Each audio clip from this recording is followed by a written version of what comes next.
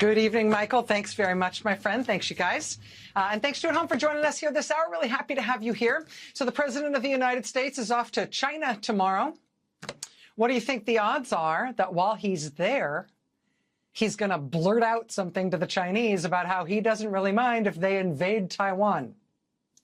Quote, U.S. allies are particularly worried that Trump, who is known for his sweeping off-the-cuff statements, might end up disavowing U.S. support for Taiwan, perhaps even inadvertently, according to conversations with 5 diplomats from Asian and European countries. Not only are they worried about what he might do on purpose, they're worried about what he might, seed on the international stage. What do you think the odds are he blurts out something wrong, whether or not he means it, and broke Taiwan? What are the odds? 18 patients from that hantavirus-stricken cruise ship have been brought back to the United States now. What do you think the odds are that the Trump administration will contend with that risk in ways that are sane and organized and even vaguely scientific? This is the Trump administration that fired thousands of scientists from the CDC, scientists in particular who work on infectious diseases and all sorts of global health concerns. Also, they fired the people who work specifically on the issue of viruses spreading on cruise ships. Yeah, what do we need those folks for? Get rid of them. It would usually be the CDC that would be the lead agency in the whole world on a crisis like this. But under Donald Trump, there's not even a CDC director right now. Right now, they've got the CDC being run as a part-time job by the guy who is also part-time running the NIH. That is a guy who is most famous for his role in a declaration that said, let's try to maximize the number of Americans who get infected with COVID-19. Because sure, COVID will go on to kill more than 1 million Americans in that pandemic. But do we really think that's bad? Surely we could have upped those numbers a little higher? That's who Trump has running the CDC, again, as a part-time job. Under Trump, the FDA is being run by a guy who, it was reported on Friday, is being fired from his job at the FDA. There's an incredulous headline tonight at Politico.com saying basically, why is this guy still showing up at work? Macri keeps working. Yeah, isn't he fired? Didn't we all hear on Friday that he was getting fired? We don't know. We'll see. We do know that under his leadership, the FDA just approved fruit-flavored vapes. Because who among us does not want to make America healthy again by starting a maximum number of middle school boys and girls on grape-flavored e-cigarette megadose of nicotine bombs? Maha. Under Donald Trump, the U.S. government's health agencies are also leaning in on tanning beds for kids. Seriously, for kids, so your kid can have healthy-looking skin like HHS Secretary Robert F. Kennedy Jr. Start them early enough and they'll look like this in no time. Pass the vape. But don't worry, Trump has just nominated yet another person for Surgeon General. This will be his 3rd Surgeon General nominee. Neither of the first 2 have panned out. The last one he nominated, turns out, didn't have a medical license. The one before that said she was a graduate of the medical school of the University of Arkansas, but it turns out she was not at all a graduate of the University of Arkansas Medical School. This latest one he's nominated is a Fox News personality who sells tinctures on Instagram, and what she says are, quote, powerful physician-formulated aphrodisiacs. So clearly we're in good hands, or at least we're in hands of some kind. Don't make me think about it. A lawsuit was filed today to stop whatever it is Trump is doing to the reflecting pool on the National Mall in Washington, D.C.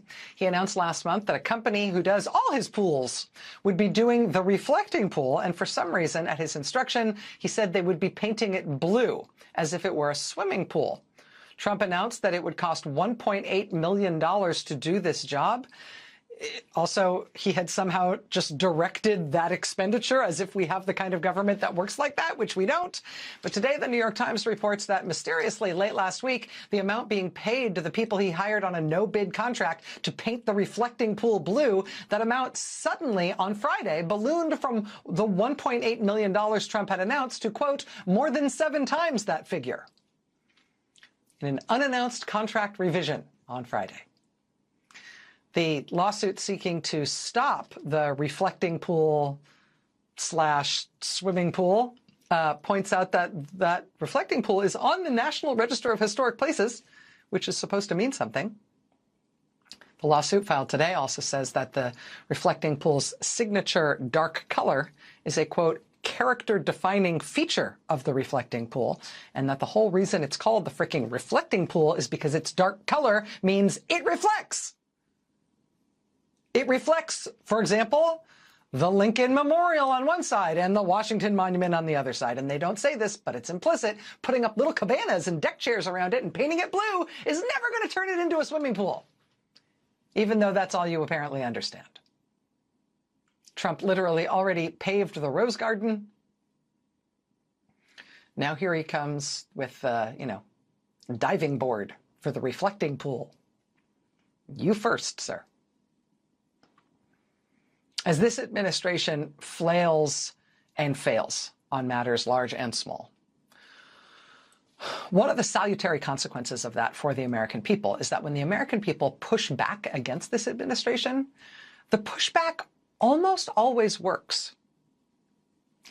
And I just want to take one example, one example that we have focused on a lot here on this show. And I will tell you, the reason we have focused on it a lot is because of me, because I frankly have spent a long time reading the history of guys like Trump in our country and in other countries around the globe over time, in multiple generations, in multiple centuries, and patterns emerge, okay? And what I think I have learned from that history is that, like a proverbial goldfish, guys like these grow to fit the size of their bowl, which means the more they have to work with in terms of authoritarian power they can consolidate to themselves, the more resources they have at their disposal to use for nefarious authoritarian purposes, the more repressive and monstrous they can be. So it becomes very important, once you realize what kind of guy you've got at the head of your country, it becomes very important for you to think about what kind of resources you are handing him to use for his authoritarian project. Okay? And so, given what we know about Trump's inclinations and fantasies, do you really think it's a good idea for the American people with their tax dollars to build this particular president, a huge new network of some of the largest prison facilities on earth, all specifically designed to hold people without trial and essentially outside the reach of the legal system? Is that a good idea to give him that kind of a system to play with? I think there is a case to be made that that could be one of the single most dangerous, one of the single worst ideas we could have as a country in terms of handling the risks posed by an aspiring autocrat. And so over the last few months, I have been acutely interested in this warehouse prison plan that Trump, in his wisdom, has unveiled. I have been acutely interested specifically in seeing the American people everywhere, red states, blue states, urban areas, suburban areas, rural areas, everywhere. I have been very interested in seeing the American people step up in all kinds of ways to just say no to this, to say no to building Trump a network of huge new prison camps to fill with whoever he wants.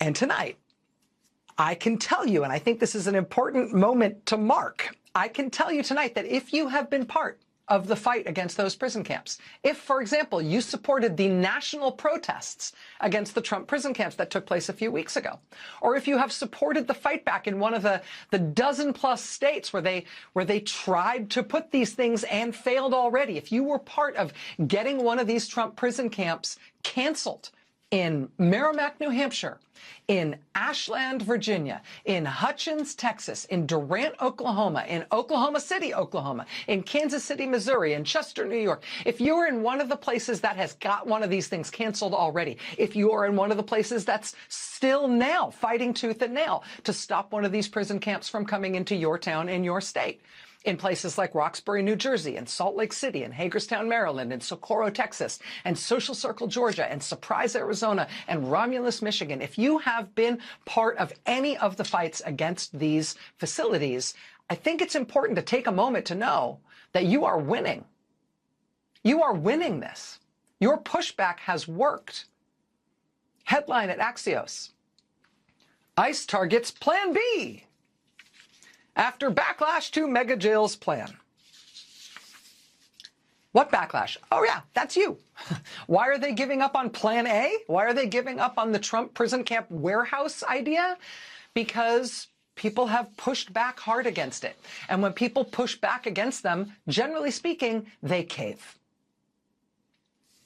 The warehouse prisons, quote, have drawn significant pushback from, quote, local activists and legal challenges, and even from, quote, Republican elected officials. Citing one source, Axios also reports, quote, there have also been talks about selling some of the already purchased warehouses. Again,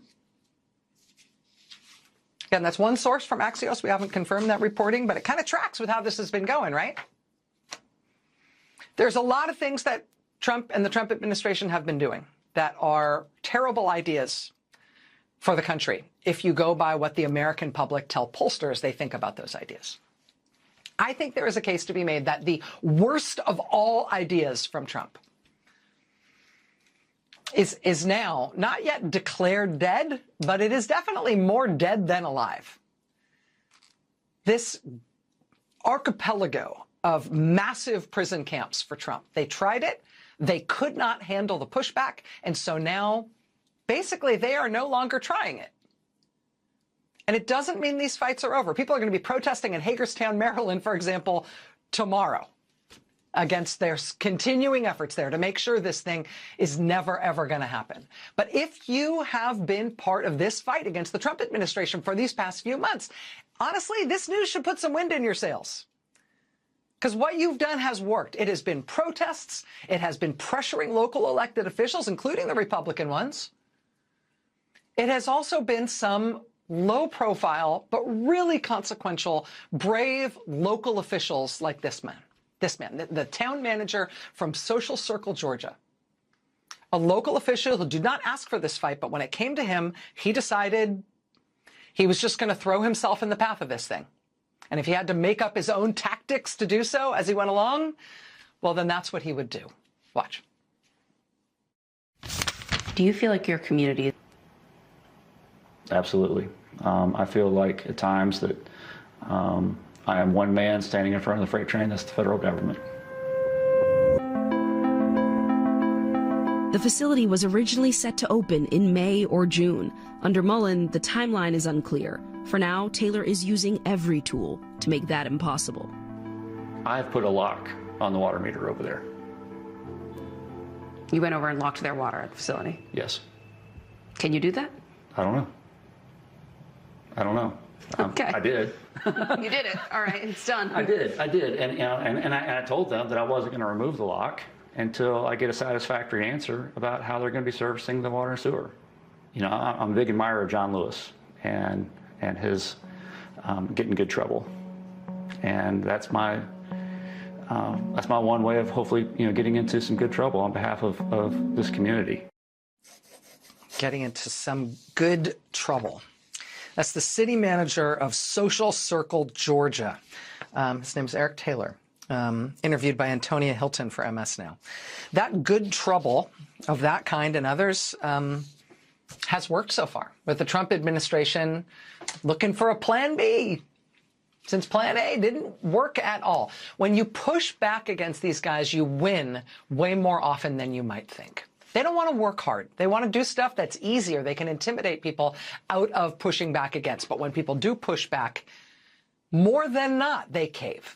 And now we're starting to see this campaign against the Trump prison camp, the warehouse prisons, right? We're starting to see that campaign, that successful campaign, spread out. So it's also about the prisons that Trump already has open, not the new ones he is finding himself unable to build, but the existing prisons where Trump has been holding immigrants without trial.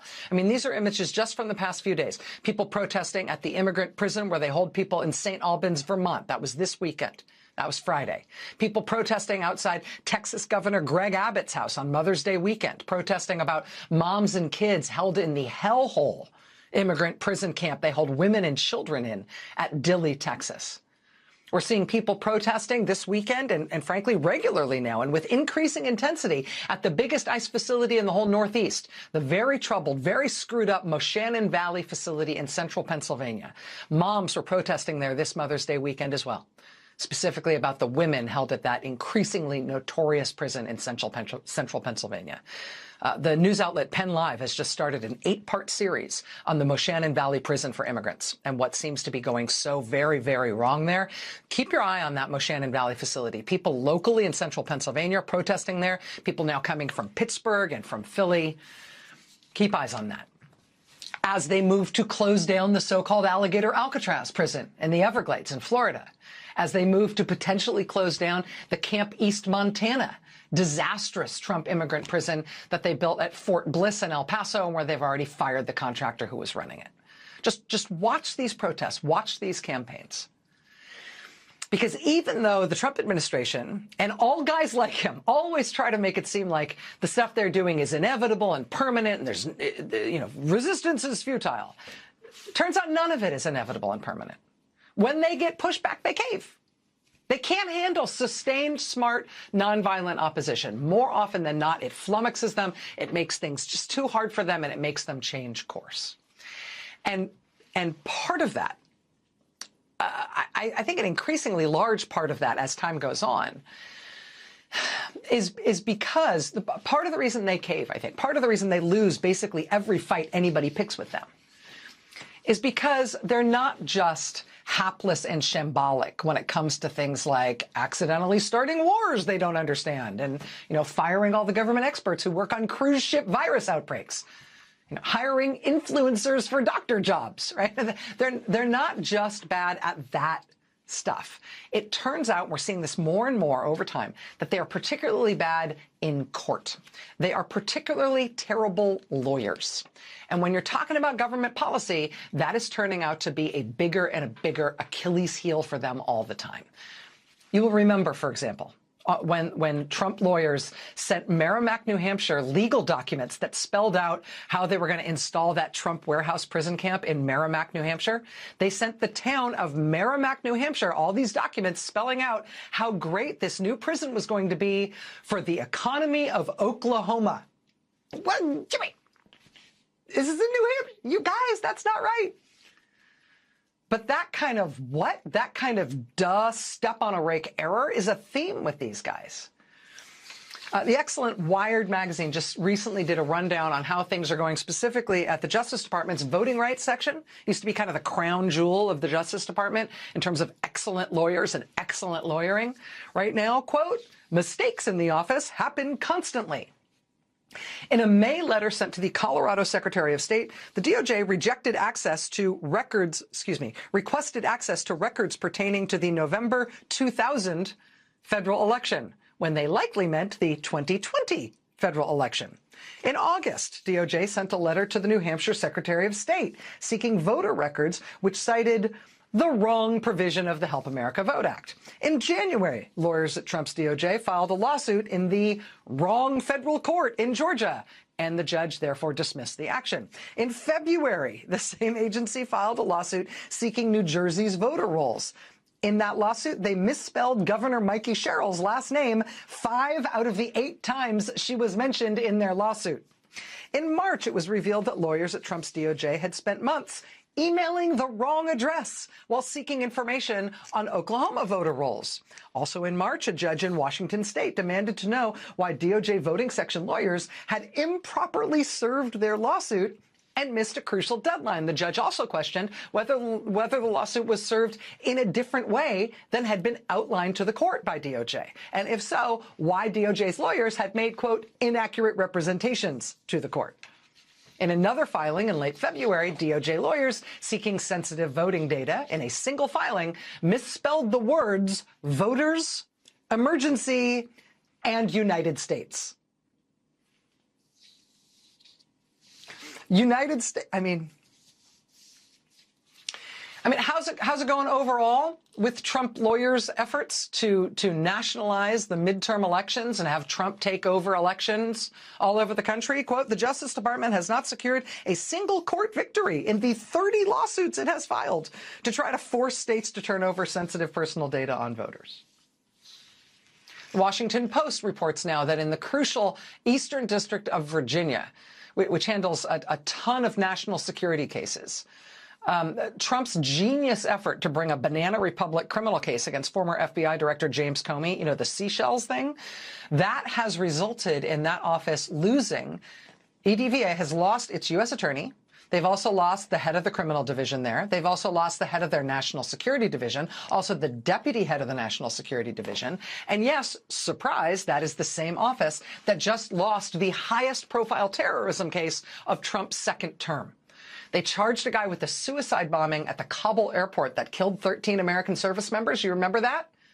Well, it turns out, surprise, after losing all the top attorneys working on that case in that U.S. attorney's office, surprise, they were not able to get a conviction on that charge. Last week, we also saw Trump's DOJ abruptly drop felony charges against protesters they arrested in Illinois, protesters who were protesting against ICE. Trump's prosecutors dropped the charges, and we don't exactly know why, but they dropped the charges unexpectedly right after the judge in that case demanded to see the transcripts of what exactly those lawyers had said to the grand jury behind closed doors, in order to get those felony indictments in the first place. Is it possible that something bad was indicated in those transcripts they couldn't let the judge see? I don't know, but it cost them all those felony charges. They dropped them all. Even in the ballroom case. The ballroom, people suing to stop the stupid ballroom construction of what used to be the East Wing of the White House. Those plaintiffs have now told the judge that they believe Trump's DOJ lawyers lied to the court multiple times in that case about the ballroom.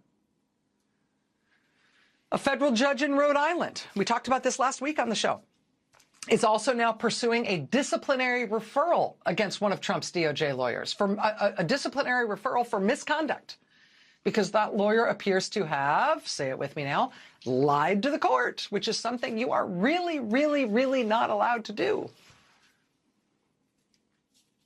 So we're gonna talk tonight on the show about the effort to try to fight back against the new Jim Crow. Trump's appointees on the Supreme Court voting to end the Voting Rights Act. Republicans all over the South moving with lightning speed to bring us back to the 19th century, to end all black representation in the states of the old Confederacy and anywhere else Republicans are in control. Their best trick is to make their actions seem permanent and irreversible and inevitable. The people's best trick is to push back nonviolently and relentlessly, and then watch them cave. They don't like a hard fight in the first place. When their hard fight has to involve lawyering, which it so often does, well, it turns out they're as good at that as they are at skincare advice and international diplomacy and aphrodisiacs you can buy on Instagram from the would-be Surgeon General. The former head of the Civil Rights Division at DOJ is going to join us next on the fight for Black America's voting rights. The head of the Campaign for Accountability is here tonight on the latest Trump official to just blurt out and confess to what appears to be some serious public corruption. The folks behind the secret handshake Jeffrey Epstein Donald Trump statue have done it again. They have outdone themselves this time. We've got that coming up for you in just a moment. We've got a lot to get to tonight, lots to see. Stay with us. Had already voted when Louisiana's Republican governor, Jeff Landry, stopped elections that were already underway in his state last week. In response to the conservative justices on the U.S. Supreme Court effectively ending the Voting Rights Act of 1965, Governor Landry declared an emergency and moved to change the rules mid-game, allowing Republicans in his state to erase the state's majority black congressional districts. So even though a third of the state is black voters would elect 0 of the state's members of Congress. Sure, the election had already started. Sure, tens of thousands of people had already cast their votes. Of course, there was chaos and anger at the polls. But no, Governor Jeff Landry told 60 Minutes this weekend, no, he said, none of that is my fault. Voting was already happening. As we sit here right now, more than 45,000 ballots have been returned. What happens to those? Oh, those ballots are discarded, and those voters will vote again in November. You say that like it's not a big deal. Well, it's not a big deal. It's not my fault. It's not my fault. Those votes will all be discarded. It's not my fault. This week, residents of Louisiana began an effort to recall Governor Jeff Landry. They will need to gather more than 500,000 valid signatures from Louisiana voters by October to move forward with that, which will not at all be easy. But honestly, people want to do something. There's a lot of people in Louisiana right now who are just rip-roaring about what's going on, and quite understandably. I mean, this was the scene inside the Louisiana State House last week as Republicans worked to jam through the new maps. Protesters packing the halls, demanding to be heard. It's frankly some of the same in Alabama, where Republicans are trying to take away at least one of the 2 congressional districts in Alabama represented by a black lawmaker. Protesters saying, "We shall overcome," outside the House chamber, some of them dragged away by security guards. Same thing in Tennessee, where Republicans have passed new maps that break up majority black Memphis so Republicans can run the table for the whole state. Protesters blew whistles and booed and shouted shame as Republican lawmakers walked in to cast their votes. I should tell you, in Tennessee, a big slice of black residents in Memphis will now have their votes folded into a white county called Williamson County. Williamson County literally still has a Confederate flag on their county seal. But they'll have just the right size of a slice of black voters from Memphis to make sure they can never, with our other Memphis residents, elect a member of Congress of their choosing. There's a reason why people are calling this Jim Crow 2.0. This really is plainly an effort to drag us back to the post-Reconstruction era after the Civil War, right? The so-called redemption of the old Confederacy, where the slave states reverted to giving black Americans 0 say in their own democracy. And the federal government let them do it. Tonight, the conservatives on the U.S. Supreme Court gave their blessing to the No Black Voters Need Apply new map in Alabama, even though more than a quarter of the population of Alabama is black. Nothing about this is subtle. People recognize absolutely what is happening. They are energized and they are fighting for it in the halls of our state capitals and also in the courts, where in some cases they are getting some excellent help. Our next guest led the Civil Rights Division at the U.S. Department of Justice under President Biden, when it was still the Department of Justice. Assistant Attorney General Kristen Clark came to that job after defending voting rights at the NAACP Legal Defense Fund. Now she serves as general counsel at the NAACP. Right now she is leading the legal battle against what Republicans are trying to do in Tennessee. Joining us now, Kristen Clark, general counsel for the NAACP, former Assistant Attorney General of the United States. Ms. Clark, it's a real honor to have you here. Thank you for making time tonight. Thank you for having me. There's a lot of fight back on this issue, and there's a lot of passion on this issue, and I think people see it very clearly. What I think people don't know how to assess is whether this is gone, whether this ship has sailed, whether the fight back has any prospects of success. I'm interested to hear about that for your lawsuit in Tennessee, but also how you view this more broadly. Yeah. Well, it is no doubt a challenging moment in American democracy.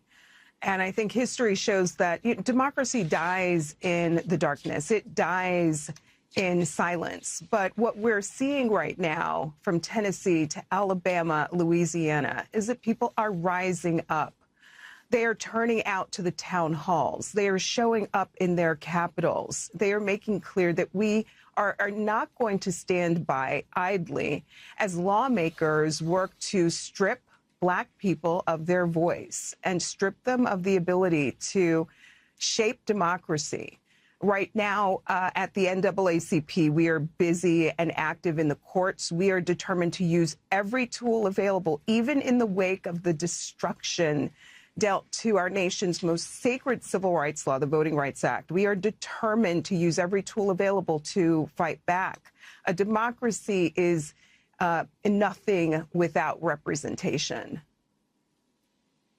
I know that the NAACP has helped to mobilize people in Alabama and Tennessee and elsewhere, and we're seeing, obviously, just the palpable pain and anger and, I think, determination to not let this stand, to not just let this go by in those states and others. What do you think the mood is like in these states where you are helping people fight and where you've been helping people organize and where people are feeling the brunt of this so bluntly?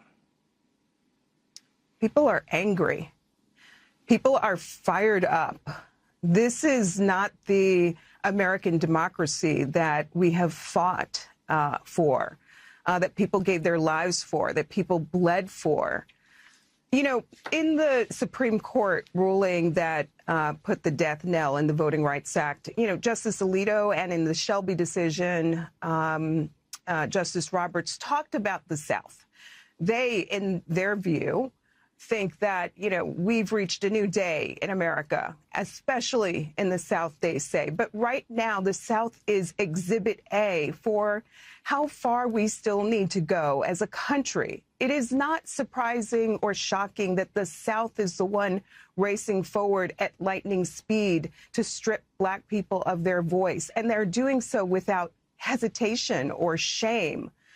The Voting Rights Act was always what nudged us in the right direction, and that nudge was needed most greatly in the South, in the Deep South states, the former Confederacy that is not even blinking as they shamelessly strip away districts represented by honorable Black public servants. So, as we have done throughout our nation's history, the NAACP will continue to march forward in the wake of the animus and the hostility.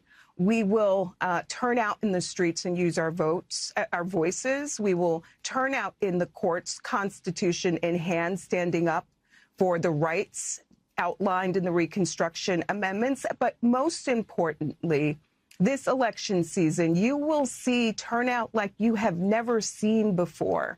It is at the ballot box where we will use our voice in the most determined fashion during this dark season.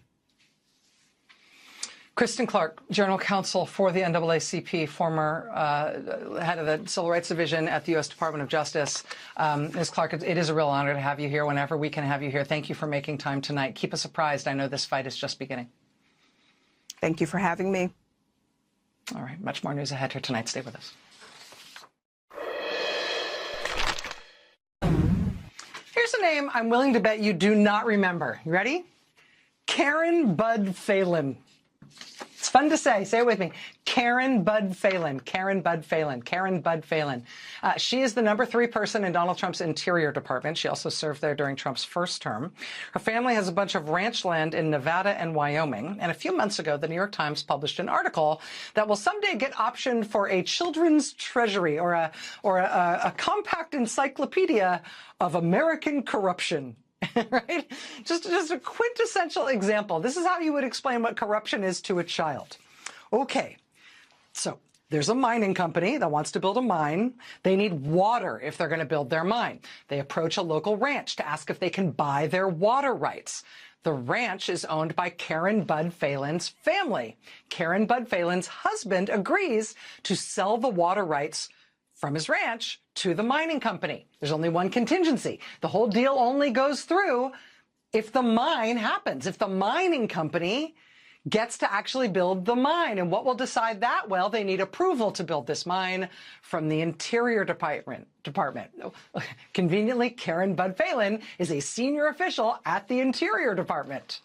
So after this deal goes down, she meets with the mining company at the Interior Department's headquarters in Washington. She meets with people from the mining company.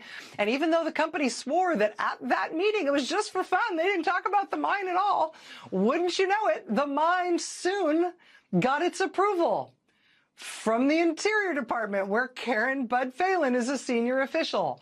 And therefore, her family got paid. That happened just before Trump left office in his first term. Karen Bud Phelan's family got paid millions. And soon, congressional Democrats were calling for an investigation by the Interior Department's Inspector General. As I said, though, I bet you don't remember Karen Bud Phelan's name, though, even though it's really fun to say. And the reason you probably don't remember her name is because the day, there'd been a bunch of really good local reporting on it, but the day the New York Times published that big national quintessential corruption story about her in January, that was the day President Trump invaded Venezuela. And so, poof, there went the story about Karen Bud Phelan, never to be heard from again. And so it never turned into a scandal. She stayed exactly where she is. And now it turns out there's more. Now we have this time from the Washington Post. Quote, Trump official says she's involved in policy changes that benefit her family's ranches. Video shows. Quote, a top Trump appointee at the Interior Department acknowledged that she's been involved in changes to grazing policies that benefit ranching businesses like her family's. According to a video of her remarks, it's a claim that some ethics experts say could violate federal law. That top Trump appointee obviously is Karen Bud Phelan. Karen Bud Phelan, Karen Bud Phelan. In this video, which is from December, Karen Bud Phelan tells a room of conservative members of Congress that among her responsibilities at the Interior Department is, quote, grazing regulations. She says, quote, the thing that probably was the closest to my heart was grazing regulations. Why is it so close to her heart? Maybe because she and her husband hold grazing leases on about 250,000 acres of federal land overseen by the Interior Department. So those regulations are literally her family business. In the video, Karen Bud Phelan regales the lawmakers with how much her department is relaxing grazing regulations, including for, quote, places like northern Nevada, where my father-in-law's place is. Karen Bud Phelan's father-in-law died several years ago. So what she actually appears to be talking about here is now her husband's place. So she's relaxed regulations that apply to her husband's ranch. Can you do that? We reached out to the Interior Department today, and they sent us a statement that reads in part, quote, Karen Bud Phelan has complied and continues to comply with any and all legal requirements, ethical standards, and ethics guidelines as directed by the Office of Government Ethics and the department ethics officials. That said, the nonprofit watchdog group Campaign for Accountability has now written to the U.S. House and Senate, advising them that maybe they ought to open some investigations into this, into what they call serious and escalating ethics violations involving Karen Bud Phelan, whose name might actually start to stick in our minds this time, Karen Bud Phelan. Joining us now is Michelle Coopersmith. She's Executive Director of the Campaign for Accountability. Ms. Coopersmith, thank you very much for being here. Thanks for having me. Did I explain any of that the wrong way around? I think you did an excellent job, and I'm quite impressed, in fact, because it is so ridiculous. Are there rules or even laws that Karen Bud Phelan could potentially be violating here? I mean, it really does seem like a very, very, very straightforward conflict of interest, like almost the way you teach somebody what a conflict of interest is. Yes, I would certainly say it's a textbook conflict of interest. And, you know, it's really easy to follow the rules when you're rewriting them, which seems to be what's happening at the Department of Interior. And that's why we're asking Congress to execute some of its, checks. Let's give some balance, what we learned about in school, and do its job and see what's happening at the Department of Interior, because clearly the Ethics Office is not holding up its side of the bargain. How do you think about the relative size of various scandals in the Trump administration, even if you're just talking about self-dealing, you're just talking about financial conflicts of interest? I feel like sometimes when it feels like there's a lot of those kinds of violations, it feels sort of fruitless to even pick one.